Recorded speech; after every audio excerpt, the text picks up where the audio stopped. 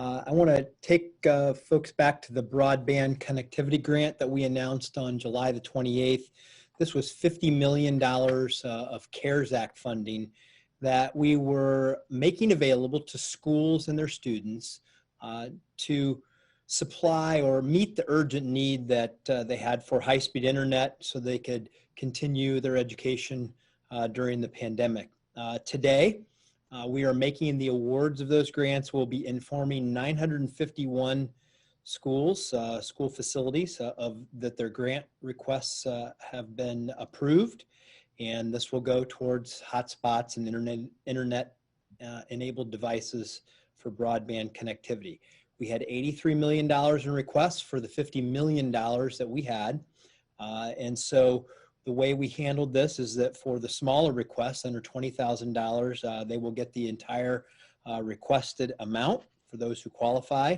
And for schools that went above the $20,000, they will get the entire $20,000, first $20,000, and then above that, they will get 60% of their requested amount for qualifying purchases. And this will enable, there's the good news, bottom line, this will enable 121,000 students to gain access to high-speed internet in their homes. And thanks to the devices that will be provided with this grant. So that's super important. Additionally, there are areas where there are barriers to take-home devices. The grant will also support the creation of new public Wi-Fi and mobile Wi-Fi spaces to help students connect to the internet.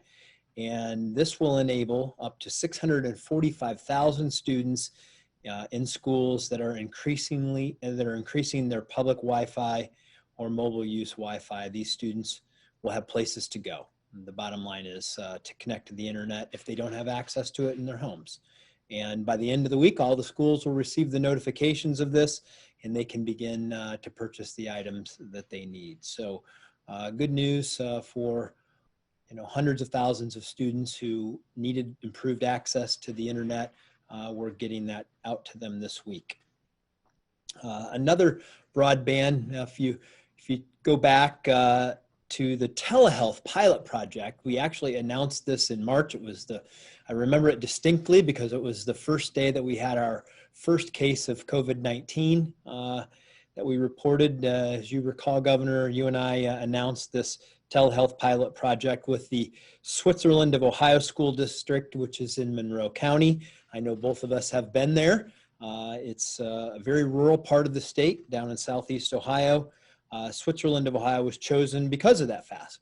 They were a very difficult use case for this, and we believe that if we could improve the situation there, we could provide a strong blueprint for other schools to use who may find themselves in a similar situation. Just to review, Switzerland of Ohio is extremely rural, district covers all of Monroe County, has significant poverty issues, and had serious cases of mental illness, mental health issues, I should say, among students and their families in the last school year. As promised, this project has yielded a lot of really important lessons that we hope will help other school districts. A couple of those lessons. First of all, we now understand the regulation restrictions and complications that can come, particularly regarding HIPAA rules. So we have been able to work through those. We understand better the facilities and infrastructures needed to provide private telehealth services to students. We understand the staff resources that are necessary, particularly on the IT side, and we understand how a school what they can do to leverage a relationship with an area healthcare provider. So the takeaway, frankly, for students, teachers, and school leaders, if you think you could benefit from this telehealth program, and we know a lot of schools can, particularly for mental health services, this pilot project will provide the blueprint for that, and we'll continue to learn from it.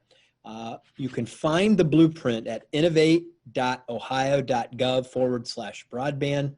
That's innovate.ohio.gov broadband. So any school district that wants to understand how they can do this, the information's there. And if that's not enough, you just call my office and we will make sure we get you to the correct resources. An additional broadband update. This is with the CSI, the Common Sense Initiative AI tool. We announced not too long ago that we have acquired the licenses for an artificial intelligence tool to go through all of the Ohio Revised Code and administrative code to streamline it. And this research idea came from the telecommunications industry itself, because in many cases they find regulatory challenges and it's confusing to them sometimes on how they can expand broadband as regulated entities. And the CSI team took a big look at this. They took a look using the new artificial intelligence tool. They noticed that there were a lot of common definitions, but this is an interesting thing that they found. There were 303 definitions in Ohio on rules and statutes across 25 different agencies regulating broadband. For example, there are 16 definitions of public utility in Ohio law across 5 different agencies. All of this in some way connected to broadband. So we want to streamline this. We want to make it easier for these telecom entities and agencies to help expand broadband across the state.